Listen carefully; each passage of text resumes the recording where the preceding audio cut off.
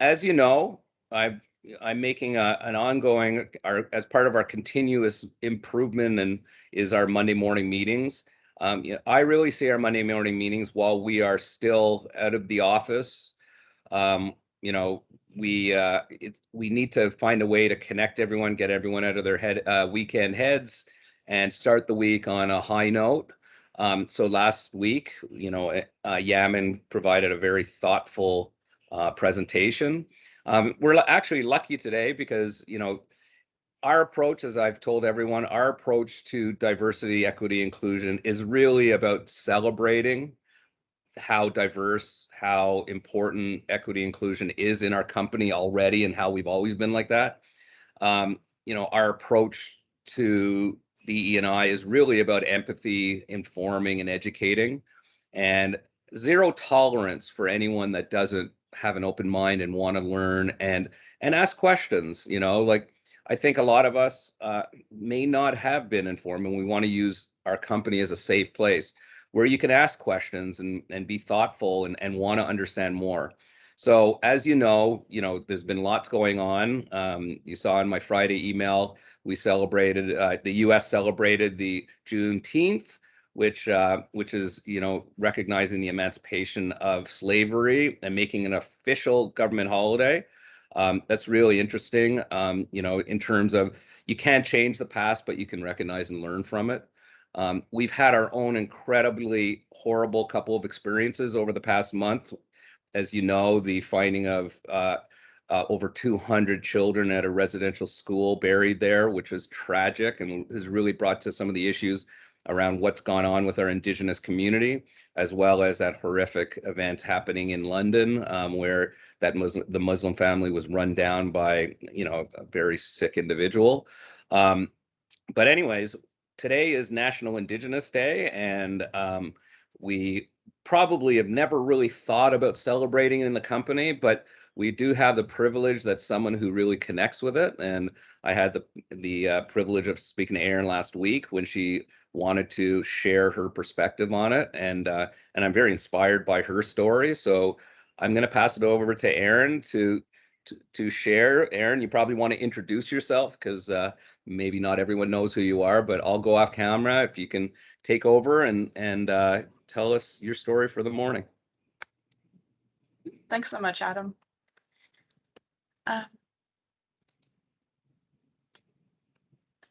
I'll start off by greeting Tanshi Kiowa, Aeryn Dishne Koshan, which is Michif for hello, everyone. How is everyone? My name is Aeryn.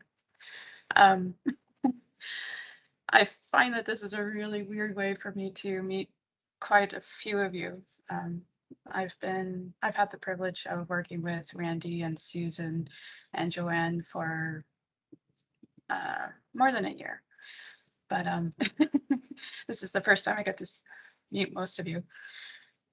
So yeah, I'm Métis. It's something that I've only learned fairly recently, but I'll show a little bit of my journey with you right now. The Métis is one of the three particular national um, Indigenous peoples uh, that were recognized in the 1982 Canadian Constitution. And as we all know, June is a very busy month. uh, and so we were celebrating National Indigenous History Month, as what Adam had said before. And today is the 25th annual of National Indigenous Peoples Day. And there's even a hashtag for it, NIPD 2021, if you feel like joining Twitter and checking out what's going on. Um, for Métis, for myself, um, it's a little bit of a mind bend to find out that or to realize that the ethnogenesis of Métis, like where Métis began, was because there were well-to-do individuals overseas that really wanted a beaver hat. And they were running out of beavers in their own homeland, so they made a bid for Canada. Well, it was called Turtle Island back in the day, and decided to work with the Indigenous group there in order to collect beaver pelts. So I'm here because of hacks. And the HBC is obviously a well-known company. Obviously, and they're well respected and well institutionalized within Canada, and have multiple things like supporting the Olympics, and even having things like the National Red Mittens Day, which is in November. So it's interesting that that's um, I can see that's where I originated. Métis are mixed ancestry sons and daughters of HB men and their quote unquote country wives. They began um, as early as late 1600s, and those births that really began the Métis culture went through the 1700s and into the 1800s. Um, it's an interesting fact that the Métis flag was the first patriotic flag in Canada, predating the Canadian flag by 150 years, and it represents um, an ongoing survival, an ongoing culture, and a new culture, something that will be infinite in moving and growing and expanding, and being unique to Canadian and Indigenous uh, lives. Through my history, which I'll get into in a second, I actually found some um, employment documentation from the HBC archives on my family from way back like this one's from 1849 from Peter Luteet, who was known as a half breed. Um, and his parents were also known as half breeds. And he spent his entire life as a cooper, which meant that he was a barrel maker. Later on, almost 10 years later, another ancestor of mine, this man, Isaac Hunter, Scottish, he emigrated to Canada as a HBC servant, and ended up working alongside Peter Leteet. It would be that their children would get along and marry, and among their children would be my great grandmother. So, and Isaac had a larger institution. Like he was higher up in HBC, becoming a postmaster for the English River post at the end of his service. So this is a few pictures of Moose Factory, where a good portion of my family originated from. These are the York boats and the constructions, the housing that they would have in that fort that was used to relay goods for HBC across the river. This might have been one of their neighbors at the time. And here's just a little bit of what HBC fashion was back in the day. Um, so for Indigenous people, there's a lot to unpack. A lot has happened to break down the health of Indigenous families and communities. It's known as intergenerational trauma, which is something that everyone here will be familiar with in their own backgrounds, likely. It's not just something that's unique to Indigenous people, it's anyone who has dealt with war or some sort of horrible traumatic event, something that's long lasting. It doesn't there's the root family where the trauma has happened, but it doesn't end there. It moves on from generation to generation through hurt and unhealthy mental practices. So uh, while things like the residential schools happened, well, not so much in the past. The last residential school closed in like 96, so that's rather recent. But to have that type of hurt and trauma happening to an entire society, that's why there's a lot of disconnect and anger and hurt. And it's just, it's good to recognize where it's coming from, regardless of who's showing that pain. So, Manukum means my grandmother, and this is her. Um, this is my nana. This is her passport photo when she was in her 20s. Uh, when she was 6 years old, her entire life changed. Her mother died during childbirth, and at some point, the authorities had decided it was best to remove her and her baby brother from their family, which was consisted of four other kids that ranged from 20 years of age to 8. And also had uncles and aunts and so forth. But they decided that she should be with a more white family. With it, she ended up being in a prominent family with a wealth. This man here was the town doctor at the time, and and this is my nana. She was 9 years old at the time. Is this photo? I just want to give her a hug. She's not happy at all. She at 6 years of age, she lost everything. She lost her mother, she lost her family, and she also lost her culture, including her name. The adopted family chose to um, take away the name that she had known at that point, and give her the name of the first female in his family that had settled in Guelph. So she was honored with the first settler's name, which I don't quite see it as an honor, but that could just be me.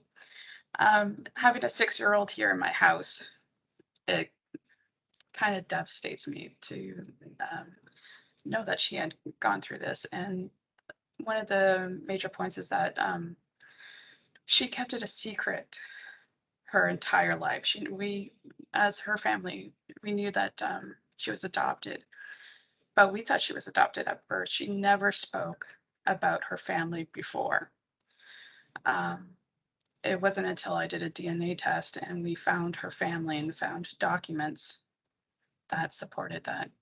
Yeah, she knew her mother, she knew her family, and yeah, no, it was all ripped away from her, and that has complications even now.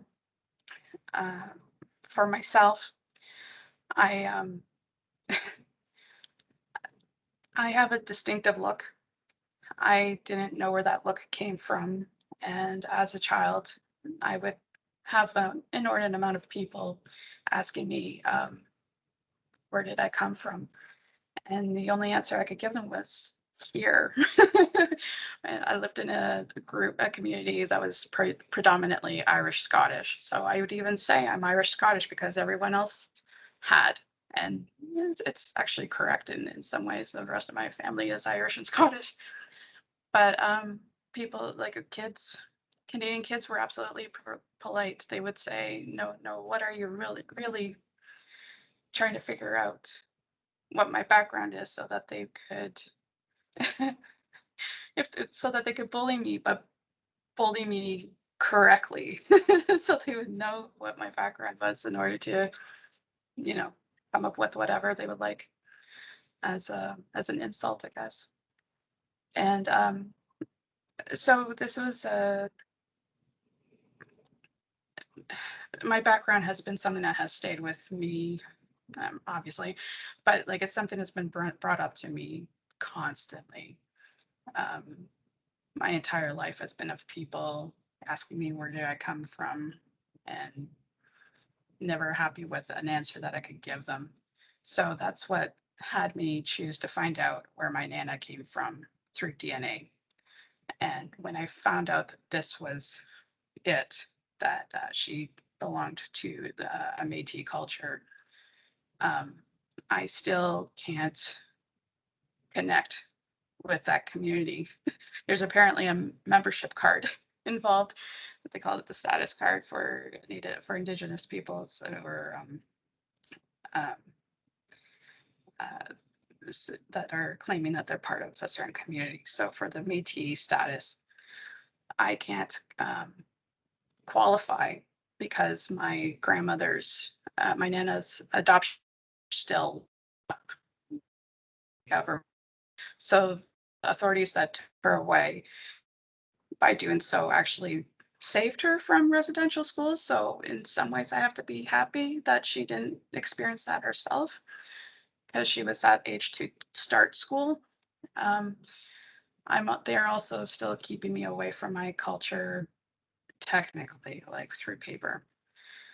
But I'll move on from it. So part of trying to figure out my Métis identity is being uh, guilty until proven innocent. There are a lot of people who say, well, I'm Métis, without really understanding what that means.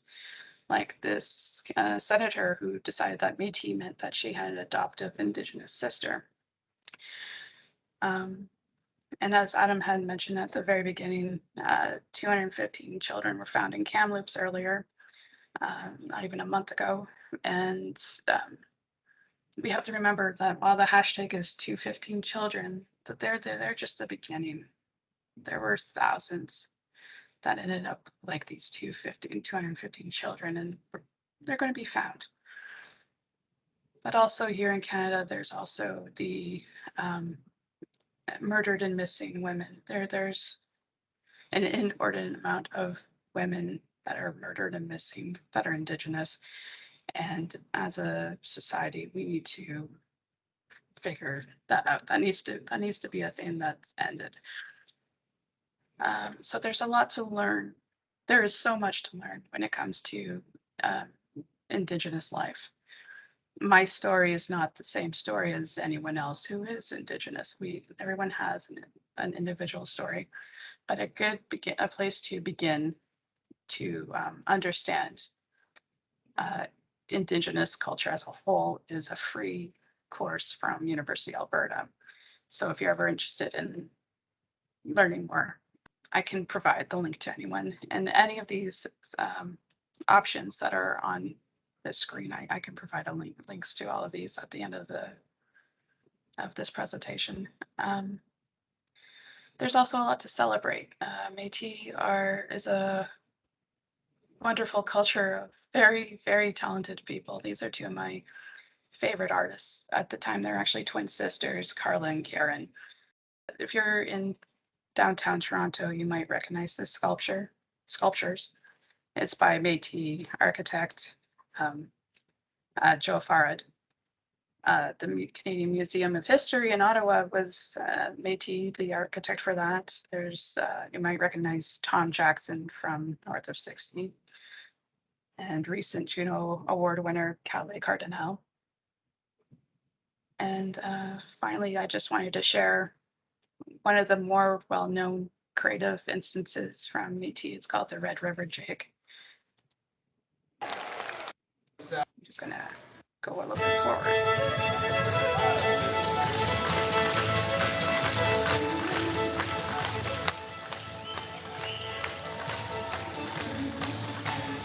So the Red River Jig is a true amalgamation of two cultures, formation. And while the jig has a lot of similarities by who people are dancing it, it also incorporates a lot of personal identity into it. So no jig is quite the same. It's really interesting to go through YouTube and see all of the different ways that people incorporate their creative artistry in this cultural dance. Anyway, Marcy, thank you. I appreciate the time to share this little bit of exploration that I've been going through and will continue going through probably for the rest of my life. Thank you, Aeryn. You know, before anyone has a chance to ask a question or make a comment, what's really fascinating, first of all, most of you in the company will now identify Aeryn with who she's trying to be, which is really interesting, because if we were just all in the office and we hadn't gone through this experience and had her have the opportunity to share her story, you would just think she's just another person in the company. But now, you know, Aeryn, if there's somewhere you want to put a badge on myself. yeah, but you know, the nice part is that you get to build on, you know, our team recognizing you as who you want to be. So I hope that gives you power and strength like it does everybody else. And you know, it's really of any group, it's really fascinating, especially that video at the end, to see the blending of cultures occur within the main, you know, bringing an Irish dance to an Indigenous First Nations group, you know, and make it a part of their tradition, which is, I find, that's the beauty of Canada and our cultural, you know, while every country has its own issues, I think the beautiful part of Canada is that we do bring a blend of cultures that we all get to learn from each other, and we shouldn't overlook that while we're kind of managing stuff. But you know, this wasn't, clearly, you know, as it is for everyone who's willing to be vulnerable and share it. I hope everyone recognizes this wasn't easy for Aeryn, but I thank her for to start off our week to be able to share her story, because the more personal, the more you know, I appreciate it, because you know, it really sort of represents. So does anyone have any questions for Aeryn? Lots of nice hugs and comments. I'll look at those after. Thank you, guys.